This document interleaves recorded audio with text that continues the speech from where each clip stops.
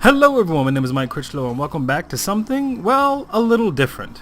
I was playing a lot of games recently and I kept getting a sticking point, and that sticking point was that whenever I used a controller, sometimes I would drift to the left, and I know that a lot of you have had this exact same issue. Now, I wondered if I should just had to go out and buy a new controller. This game specifically is what made me change my mind, because let me show you. When I first got this game, I wonder where...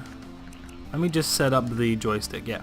When I first bought this game, this is how it played. Okay? And this is one of my favorite games, Phoenix Rage. But when I started it, this is what happened. Characters just drifting to the left, and I can't do anything. I am not pressing left, I am not doing anything, the character's just going to the left. And I was like, dang it, man. Oh, okay, that's good. He's standing still now, but a lot of times he just drifts to the left. And I love this game so much that I went out and I bought a new controller. I was like, dang it, okay, it's me. The problem is me. I'll go and get a new controller. I bought a new controller, and the exact same thing happened. Still drifting to the left, still, you know, had the controls out of my hands, and it showed me that it was not a controller issue, it's a design issue. So this series, I don't know if it's going to be a brand new series, but at least this episode 1 will be called Drifting to the Left episode 1, and it will talk about games who by design just do not give the player the ability to not drift to the left if they have anything but a brand new controller, and I think that's kind of bull crap. So we're going to discuss 5 games, of which Phoenix Rage is the first. As you already saw right here, thankfully, and they implemented this in after the game came out, thankfully there's a lovely handy dandy dead zone feature here. So now all you need to do is do that, and when you go back into the game and you're playing it, no more drifting. It's fantastic. It's fantastic. It's simple, right? But it really does show that they cared, because they put this in after the game was already out. Much respect to the devs of Phoenix Rage. But that is enough for this game. I have a bunch of games I want to get through. This is just the first one, so let's move on to the second game. Alrighty, y'all. This is the second game, called Rise of the Tomb Raider. This is on Steam. And the reason I thought to do this one is that this is clearly a big budget game. So hopefully, I mean, surely they must have something that allows you to not drift to the left, right? I mean, at least one could hope. Alrighty, here we are. So, I think this is pretty early in the game, but okay, let's just see. I can move around. This is the left analog stick, and up. There she goes. I'm not touching the left analog stick at all. In fact, I'll put the controller down. I'll straight up put the controller down. Oh. And she stopped. Maybe she knew. Oh, there it is. I'll put the controller down. And she's just going along. Okay, so this is a freaking like multi-million-dollar game. You know, it looks beautiful. There's tress effects and all this stuff, but you can't stop the player from drifting to the left. I think that's kind of nonsense. So let's go into options. Maybe it's there. Maybe it's there and I just didn't see it. Let's see. So gamepad, we have vibration, we have invert, and we have the aim sensitivity for the right analog stick.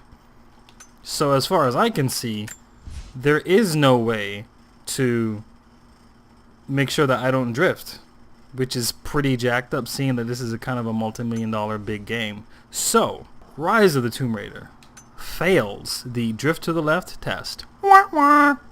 Next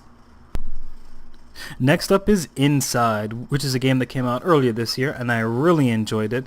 So let's see how it stacks up against the drift to the left test.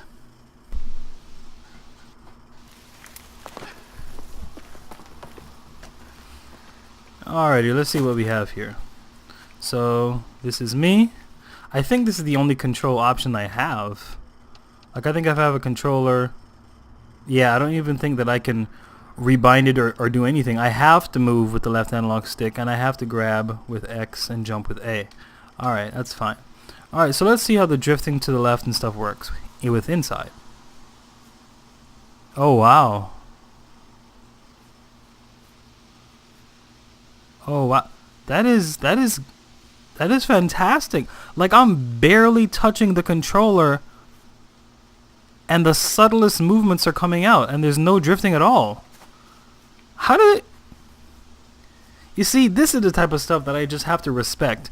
There is so much stuff happening behind the scenes to make this work just completely perfectly, and nobody would know. But as you just saw with Tomb Raider, I don't have a brand new controller, so there is a bit of a drift issue. But with this game, subtle movements, you could just tap the controller, and it shows up. You could so you have like broad movements, and you have like subtle movements. This is fantastic.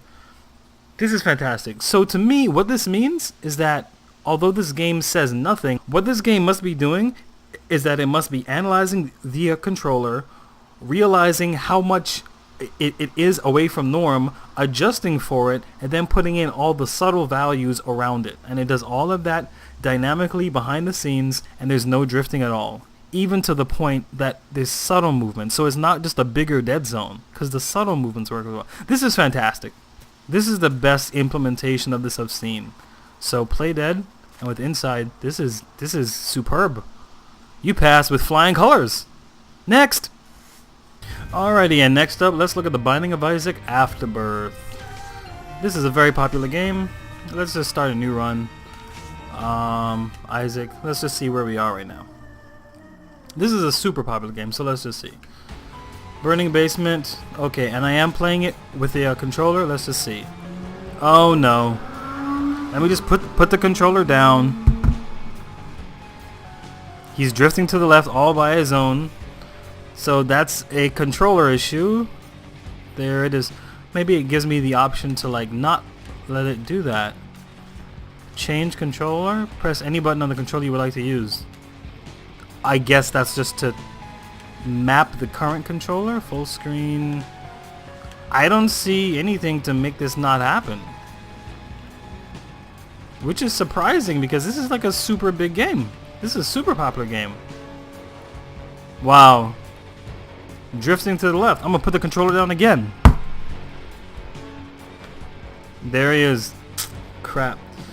Binding of Isaac Afterbirth fails the drifting to the left test. That's a shame. Next. Alrighty now, and now the last game that we're gonna look at today is AM2R, or another Metroid 2 remake, which is a game that just came out. It's absolutely fantastic.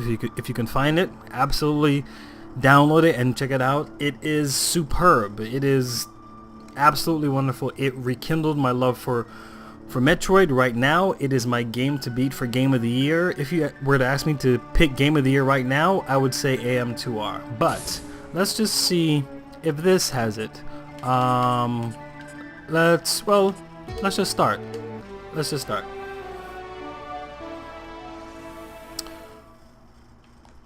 And there's no drifting at all. There's no drifting at all. Ah, looks so good. That rock solid FPS, man. All right, let's go to options, control options. Let's go to joypad settings. You see this right here? This beautiful setting called a dead zone? That is amazing. Every game should have this.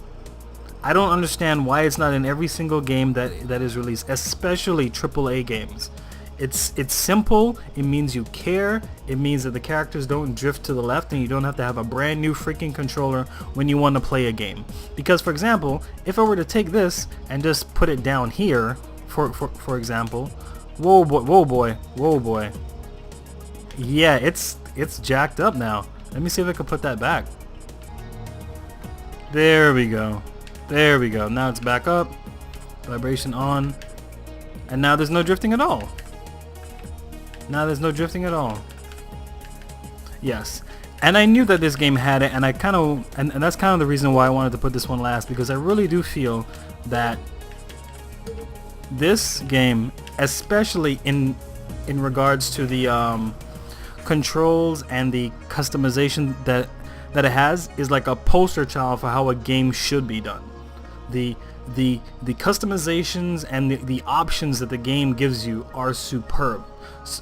I mean, it's absolutely fantastic. And as you can see, there's no drifting to the left in here.